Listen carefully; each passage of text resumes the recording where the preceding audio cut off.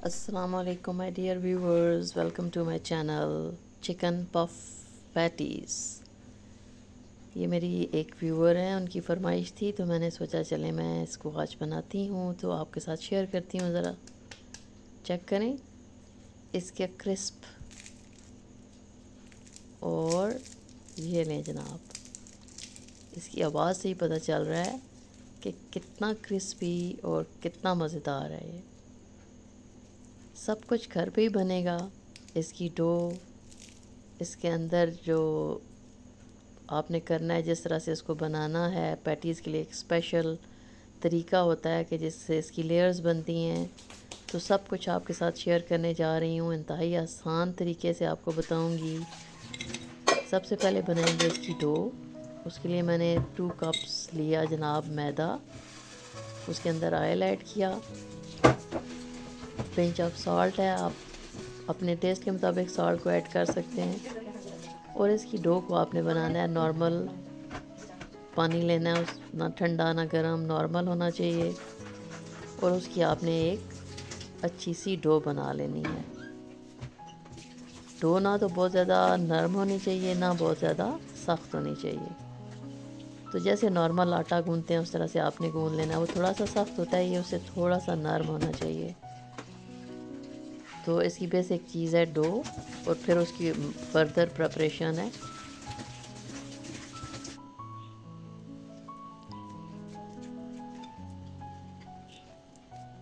बाज़ार से लाने की कुछ ज़रूरत भी नहीं होगी, सब कुछ आप घर पे बनाएंगे और इतना एंजॉय करेंगे कि अगर आपने इससे पहले नहीं बनाई हुई तो आपने ज़रूर इसको ट्राई करना है। बहुत आसान और ज़बरदस्त है।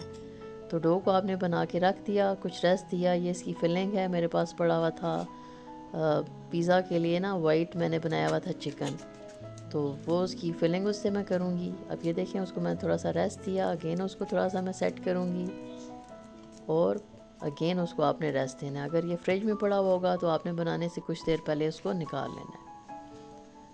अब है जनाब, ये पूरा मैंने नहीं लिया, थोड़ा सा मैंने उसमें से छोड़ दिया था, तो आप उसको पूरा भी ले सकते हैं। ठीक है, मुझे छोड़ना नहीं चाहिए था इनफैक्ट, लेकिन मैंने कहा चलें थोड़ा। इसकी मैं 8 बनाऊंगी पैटीज़। इस तरह से आपने डो बनानी है, नीचे आपने ऑयल लगाना है, और आपने उसको पहले हाथों से अच्छी तरह से स्प्रेड कर लेना है।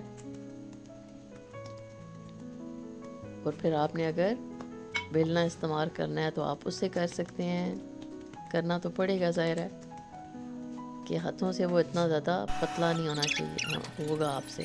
तो आपने ये करना है कि उसको अच्छा सा पतला करना है। उसके अंदर जो आपने करना है, मैंने बटर लिया है 4-5 टेबल स्पून, उसको मैंने नरम किया। उसके अंदर मैंने 2 टेबल स्पून मैदा ऐड किया, तो उसकी एक स्लरी सी बना लिया, वो इसके अंदर यूज़ होगी। तो अब आपने इसको स्प्रेड करना है, अच्छी तरह से फैला लेना है, पतला सा आपने उसको एक लेयर बना लेनी है। ये देखिए, आपको अच्छी तरह से अंदाज़ा हो रहा होगा कि कितना इसको आपने पतला करना है। अब आपने वो जो स्लरी बनाई थी वो आपने इसके ऊपर स्प्रेड कर देनी है। अच्छी तरह से सारी तरफ आपने उसको फैला देना है, और फिर आपने इस तरह से इसकी लेयर बनानी है। सेम प्रोसीजर आपने भी करना है। ये देखिए, इस तरह से। और फिर ऐसे आपने इसको रेस्ट देने के लिए 20 मिनट्स के लिए रखना है। अगेन आपने निकाला और आपने उसको दोबारा से स्प्रेड करना है।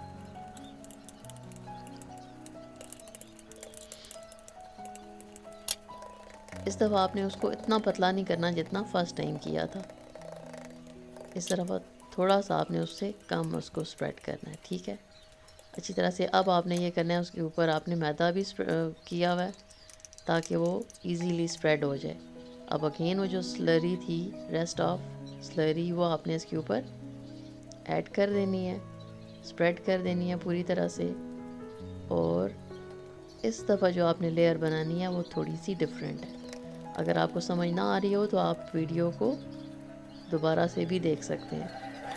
ठीक है, आप ये देखिए इस तरह से। अब अगेन आपने इसको रेस्ट देना है 15 to 20 मिनट्स। फिर आपने इसको निकालना है, और फिर आपने इसको अगेन स्प्रेड करना है। तो 3 दफ़ा आपने इसको बेसिकली स्प्रेड करना है। अब ये फाइनल है, आराम आराम से हल्के हाथ से आपने इसको बेलना है ताकि वो फटे भी नहीं, उसके अंदर जो बटर लगा हुआ है वो भी ना निकले। अब आपको बाज़ार से कोई शॉर्टनिंग वगैरह लाने की ज़रूरत नहीं है, आप सब कुछ घर पे ही बना सकते हैं। आपने ज़रूर इसको ट्राई करना है और अपना फ़ीडबैक देना मत भूलिएगा। और वीडियो अगर आपको अच्छी लग रही हो तो आप लाइक कर दिया करें और अपना अच्छा सा एक कमेंट भी कर दिया करें और अपने फ्रेंड्स के साथ वीडियो को शेयर भी ज़रूर किया करें।